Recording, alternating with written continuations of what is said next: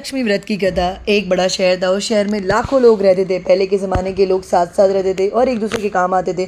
पर नए ज़माने के लोगों का स्वरूप ही कुछ अलग सा था। सब अपने अपने कामों में रत रहते हैं। किसी को किसी की परवाह नहीं। घर के सदस्यों को भी एक दूसरे की परवाह नहीं होती। भजन कीर्तन भक्ति भाव दया मया परोपकार जैसे संस्कार तो कम हो गए हैं। शहर में बुराइयां बढ़ गई थी। शराब जुआ रेस व्यभिचार चोरी डकैती वगैरह बहुत से गुनाह शहर में होते थे। कहावत है कि हजारों निराशा में एक अमर आशा छिपी हुई है। इस तरह इतनी सारी बुराइयों के बावजूद शहर में कुछ अच्छे लोग भी रहते थे। ऐसे अच्छे लोगों में शीला और उनके पति की गृहस्थी मानी जाती थी। शीला धार्मिक प्रकृति की और संतोषी थी। उनका पति भी विवेकी और सुशील था। शीला और उनका पति ईमानदारी से जीते थे। वे किसी की बुराई नहीं करते थे। प्रभु भजन में अपना अच्छे तरह समय व्यतीत कर रहे थे। उनकी गृहस्थी आदर्श गृहस्थी थी और शहर के लोग उनकी गृहस्थी की सराहना करते थे। शीला की गृहस्थी इस तरह खुशी खुशी चल रही थी। पर कहा जाता है कि कर्म की गति अकल है। विधाता के लिखे लेख को कोई नहीं समझ सकता है। इंसान का नसीब पल भर में राजा को रंक और रंक को राजा बना देता है। शीला के पति के पिछले जन्म के कर्म भोगने बाकी रह गए होंगे कि वह बुरे लोगों से दोस्ती कर बैठा। वह जल्द से जल्द करोड़पति होने का ख्वाब देखने लग गया था। इसलिए वह गलत रास्ते पर चढ़ गया और करोड़पति की बजाय रोडपति बन गया। यानी कि रास्ते पर भटकते भिखारी जैसे उसकी हालत हो गई थी। शहर में शराब जुआ रेस चरस गांजा वगैरह बदियां फैली हुई थी। उसमें शीला का पति भी फंस गया। दोस्तों के साथ उसे भी शराब की लत लग गई। जल्द से जल्द पैसे वाला बनने के चक्कर में दोस्तों के साथ रेस जुआ भी खेलने लग गया। इस तरह बचाई हुई धनराशि पत्नी के गहने सब कुछ रेस जुए में गवा दिए। इस तरह एक वक्त ऐसा भी था कि सुशील पत्नी शीला अपने पति के साथ मज़े में रहा करती थी और प्रभु भोजन में सुख शांति से अपना वक्त व्यतीत करती थी। उसके बजाय घर में दरिद्रता और भूखमरी फैल गई। सुख से खाने की बजाय 2 वक्त के भोजन के लाले पड़ गए थे और शीला को पति की गालियां खाने का वक्त आ गया था। शीला सुशील और संस्कारी स्त्री थी। उसके पति के बर्ताव से उसको बहुत दुख होता था, किंतु वह भगवान पर भरोसा रखकर बड़ा दिल करके दुख सहने लग गई। कहा जाता है कि सुख के पीछे दुख और दुख के पीछे सुख आता ही है, इसलिए दुख के बाद सुख आएगा ही। ऐसी श्रद्धा के साथ शीला प्रभु भक्ति में लीन रहने लग गई। इस तरह शीला असह्य दुख सहते सहते प्रभु भक्ति में वक्त बिताने लग गई थी। अचानक एक दिन दोपहर को उसके द्वार पर किसी ने दस्तक दी। शीला सोच में पड़ गई कि मुझ जैसे गरीब के घर इस वक्त कौन आया होगा। फिर भी द्वार पर आए हुए अतिथि का आदर करना चाहिए, ऐसे आर्य धर्म के संस्कार वाली शीला ने खड़े होकर द्वार खोला। देखा तो सामने एक माँ खड़ी थी। वे बड़ी उम्र की लगती थी, किंतु उनके चेहरे पर अलौकिक तेज निखर रहा था। उनकी आंखों में से मानो अमृत बह रहा था। उनका भव्य चेहरा करुणा और प्यार से छलकता था। उनको देखते ही शीला के मन में अपार शांति छा गई। वैसे शीला इस माँ जी को पहचानती नहीं थी, फिर भी उनको देखकर शीला के रोम रोम में आनंद छा गया। शीला माँ जी को आदर के साथ घर में ले आई। घर में बिठाने के लिए कुछ भी नहीं था, शीला ने सकुचाकर एक फटी हुई चादर पर उनको बिठाया। माँ जी ने कहा, क्यों शीला, मुझे पहचाना नहीं? शीला ने सकुचाकर कहा, माँ आपको देखते ही तो बहुत खुशी हो रही है, बहुत शांति मिल रही है। ऐसा लग रहा है कि जैसे कि मैं किसी को बहुत दिनों से जो ढूंढ रही थी वे आप ही है, पर मैं आपको पहचान नहीं पा रही हूँ। माँ जी ने हंसकर कहा, क्यों भूल गई?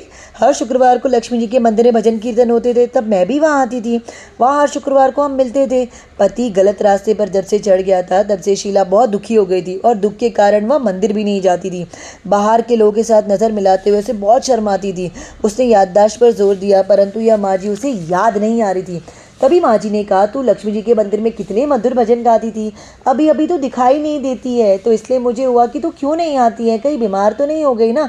ऐसा सोचकर मैं तुझसे मिलने चली आई हूँ। माँ जी ने अति प्रेम भरे शब्दों से सुनकर शीला के हृदय पिघल गया। उसकी आंखों में से आंसू आ गए। माँ जी के सामने वह बिलक बिलक कर रोने लग गई। यह देखकर माँ जी शीला के नज़दीक सरकी और उसकी सिसकती पीठ पर प्यार भरा हाथ फेंक कर सांत्वना देने लग गई। माँ जी ने कहा, बेटी सुख और दुख तो धूप और छाँव की तरह होते हैं ना। सुख के पीछे दुख और दुख के पीछे सुख आता ही है। धैर्य रखो बेटी, और तुझे क्या परेशानी है? तेरे दुख की बात मुझे बता, तेरा मन भी हल्का हो जाएगा और तेरे दुख का कोई उपाय भी मिल जाएगा। माँ जी की बात सुनकर शीला के मन को शांति मिली। उसने माँ जी से कहा, माँ मेरी गृहस्थी में भरपूर सुख और खुशियाँ थी। मेरे पति भी सुशील थे। भगवान की कृपा से हमें पैसे की भी किसी बात की कोई कमी नहीं थी। हमें संतोष था। हम शांति से गृहस्थी चलाते ईश्वर भक्ति में अपना वक्त व्यतीत करते थे। यकायक हमारा भाग्य हमसे रूठ गया। मेरे पति को बुरी दोस्ती हो गई। बुरी दोस्ती की वजह से वे शराब जुआ रेस चरस गांजा वगैरह खराब आदतों के शिकार हो गए। और उन्होंने सब कुछ गवा दिया और हम रास्ते की भिखारी जैसे हो गए। यह सुनकर माँ जी ने कहा, सुख के पीछे दुख और दुख के पीछे सुख आता ही है। ऐसा भी कहा जाता है कि कर्म की गति न्यारी होती है, हर इंसान को अपने कर्म भुगतने पड़ते हैं। इसलिए तू चिंता मत कर, तू अपने कर्म भुगत चुकी है और अब तेरे सुख के दिन अवश्य आएंगे। तू तो माँ लक्ष्मी जी की भक्त है। माँ लक्ष्मी तो प्रेम और करुणा की अवतार है। वे अपने भक्तों पर हमेशा ममता रखती हैं। इसलिए तू धैर्य रख कि माँ लक्ष्मी जी का व्रत कर और इससे सब कुछ ठीक हो जाएगा। माँ लक्ष्मी जी का व्रत करने की बात सुनकर शीला के चेहरे पर चमक आ गई। उसने पूछा, माँ लक्ष्मी जी का व्रत कैसे किया जाता है, यह मुझे समझाइए, मैं यह व्रत अवश्य करूँगी। माँ जी ने कहा, बेटी माँ लक्ष्मी जी का व्रत तो बहुत सरल है। इसे व्रत लक्ष्मी या वैभलक्ष्मी व्रत भी कहा जाता है। यह व्रत यश दिलाता है। ऐसा कहकर माँ जी वैभलक्ष्मी व्रत की विधि करने लगी। बेटी वैभलक्ष्मी व्रत तो बहुत ही ज़्यादा व्रत है, किंतु कई लोग यह व्रत गलत तरीके से करते हैं, अतः उसका फल नहीं मिलता है। कई लोग कहते हैं कि सोने की गहने की हल्दी कुमकुम से पूजा करो, बस व्रत हो गया। पर ऐसा नहीं है। कोई भी व्रत शास्त्रीय विधि पूर्वक करनी चाहिए, तभी उसका फल मिलता है। सिर्फ सोने के गहने से यदि पूजा करने पर फल मिलता तो आज सब लखपति बन गए होते। सच्ची बात यह है कि सोने के गहनों का विधि से पूजन करना चाहिए। व्रत की उद्यापन विधि भी शास्त्रीय विधि मुताबिक करनी चाहिए, तभी यह लक्ष्मी व्रत फल देता है। यह व्रत शुक्रवार को करना चाहिए। सुबह में स्नान करके स्वच्छ वस्त्र पहने सारा दिन मन में जय माँ लक्ष्मी का रटन करते रहें। किसी की चुगली नहीं करनी चाहिए। शाम को पूर्व दिशा में मुंह रख सके इस तरह आसन पर बैठ जाएं। सामने पाटा रखकर उसके ऊपर रुमाल रखो। रुमाल पर चावल का छोटा सा ढेर करो। उस ढेर पर पानी से भरा तांबे का कलश रखकर कलश पर एक कटोरी रखो। उस कटोरी में एक सोने का गहना रखो, तो चांदी का भी चलेगा। चांदी का ना हो तो नगद रुपया भी चल जाएगा। बाद में घी का दीपक जलाकर धूप बत्ती सुलगा कर रखो। माँ लक्ष्मी के बहुत स्वरूप है और माँ लक्ष्मी जी को श्रीयंत्र अति प्रिय है। अतः वैभव लक्ष्मी में पूजन विधि करते समय सर्वप्रथम श्रीयंत्र और लक्ष्मी जी की विविध स्वरूपों का सच्चे दिल से दर्शन करना चाहिए।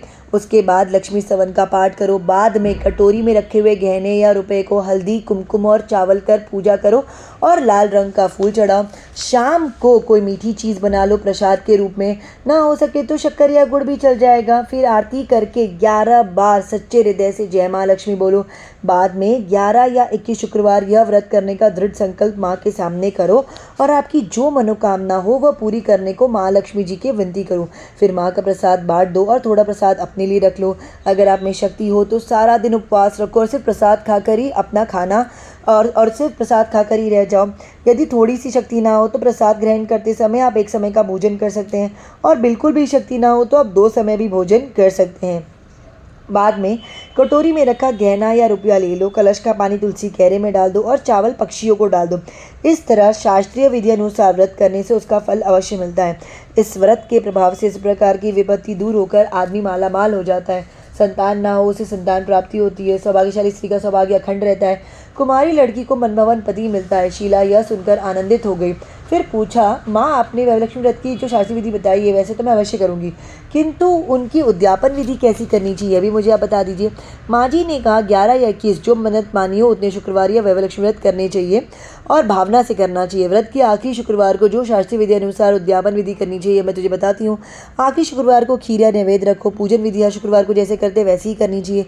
पूजन विधि के बाद श्रीफल फोड़ो और कम से कम 7 कुंवारी या सौभाग्यशाली स्त्रियों को कुमकुम का तिलक करके साहित्य संगम की वैभलक्ष्मी व्रत की एक पुस्तक उपहार में देनी चाहिए और सबको खीर का प्रसाद देना चाहिए। फिर धनलक्ष्मी स्वरूप वैभलक्ष्मी स्वरूप माँ लक्ष्मी जी की छवि को प्रणाम करें। माँ लक्ष्मी जी का यह स्वरूप वैभव देने वाला है। प्रणाम करके मन ही मन भावुकता से माँ की प्रार्थना करते वक्त कहे कि हे माँ धनलक्ष्मी, हे माँ वैभलक्ष्मी, मैंने सच्चे हृदय से आपको वैभलक्ष्मी व्रत पूर्ण किया है, तो हे माँ हमारी आपकी जो भी मनोकामना हो वो बोलो कि मनोकामना पूर्ण करो, हमारा सबका कल्याण करो। जिस संतान ना हो उसे संतान देना। सौभाग्यशाली स्त्री का सौभाग्य अखंड रखना। कुंवारी लड़की को मनवान पति देना। आपका यह चमत्कारी वैभलक्ष्मी व्रत जो भी करे उसकी सब विपत्ति को दूर करना, सबको सुखी करना। हे माँ आपकी महिमा अपरंपार है। इस तरह माँ की प्रार्थना करके माँ लक्ष्मी जी का धन लक्ष्मी स्वरूप को भाव से वंदन करो। माँ जी के पास से वैभलक्ष्मी व्रत की शास्त्रीय विधि सुनकर शीला बाई वो रोटी, उससे लगा कि मानो सुख का रास्ता मिल गया हो। उसने आंखें बंद करके मन ही मन उसी क्षण संकल्प लिया कि हे वैभलक्ष्मी माँ, मैं भी माँ जी के कहे मुताबिक श्रद्धा से शास्त्रीय विधि अनुसार वैभलक्ष्मी व्रत 21 शुक्रवार तक करूँगी और व्रत की शास्त्रीय विधि अनुसार उद्यापन विधि भी करूँगी। शीला ने संकल्प करके आंखें खोली थी। सामने कोई भी नहीं था। वह विस्मित हो गई थी कि माँ जी कहाँ गए। यह माँ जी दूसरी कोई भी नहीं थी, साक्षात लक्ष्मी जी ही थी। शीला लक्ष्मी जी की परम भक्त थी, इसलिए अपने भक्त को रास्ता दिखाने के माँ लक्ष्मी जी अब माँ जी का स्वरूप धारण करके उसके घर पर आई थी। दूसरे दिन शुक्रवार था। सवेरे स्नान करके स्वच्छ वस्त्र पहने शीला मनी मन श्रद्धा से पूरे भाव से जय माँ लक्ष्मी का मनी मन रटन करने लगी। सारा दिन किसी की चुगली नहीं की। शाम हुई तब हाथ पाँव मुँह धोकर शीला पूर्व दिशा में मुंह करके बैठी। घर में पहले ही सोने के बहुत से गहने थे, पर पतिदेव ने गलत रास्ते पर चढ़कर सभी गहने गवा दिए थे। पर नाक की चुन्नी बच गई थी। नाक की चुन्नी निकालकर उसे धोकर शीला ने कटोरे में रख दी। सामने पाटे पर रुमाल रखकर उस पर मुट्ठी भर चावल का ढेर किया। उस पर तांबे का कलश रखा, उसमें पानी भी भरा। उसके ऊपर चुन्नी वाली कटोरी रखी। फिर माँ जी ने कही थी वह शास्त्रीय अनुसार वंदन स्तवन पूजन वगैरह किया और घर में थोड़ी शक्कर थी वह प्रसाद में रख दिया। वैभवलक्ष्मी व्रत किया। यह प्रसाद पहले पति को खिलाया। प्रसाद खाते ही पति के स्वभाव में फर्क पड़ा।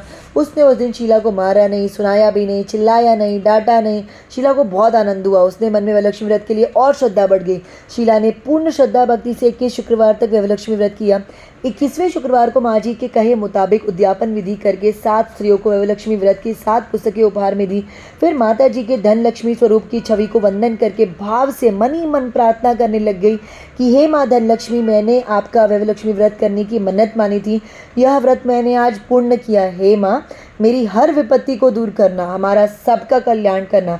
जिसे संतान ना हो उसे संतान देना, सौभाग्यशाली स्त्री का सौभाग्य अखंड रखना, कुंवारी लड़की को मन भावन पति देना। आपका यह चमत्कारी वैभवलक्ष्मी व्रत जो भी करे उसकी सब विपत्ति को दूर करना, सबको सुखी रखना। हे माँ, आपकी महिमा अपरंपार है। ऐसा बोलकर लक्ष्मी जी के धन लक्ष्मी स्वरूप की छवि को प्रणाम किया। इस तरह शास्त्रीय विधि पूर्वक शीला ने श्रद्धा से व्रत किया और तुरंत ही उसे फल मिला। उसका पति गलत रास्ते पर चला गया था, वह अच्छा आदमी हो गया और कड़ी मेहनत करने लग गया। माँ लक्ष्मी जी के लक्ष्मी व्रत के प्रभाव से उसको ज़्यादा मुनाफा होने लग गया। उसने तुरंत शीला के गिरवी रखे गहने छुड़ा लिए। घर में धन की बाढ़ सी आ गई। घर में पहली सुख शांति छा गई। वैभवलक्ष्मी व्रत का प्रभाव देखकर मोहल्ले की दूसरी स्त्रियां भी शास्त्रीय विधि पूर्वक वैभवलक्ष्मी व्रत करने लग गई।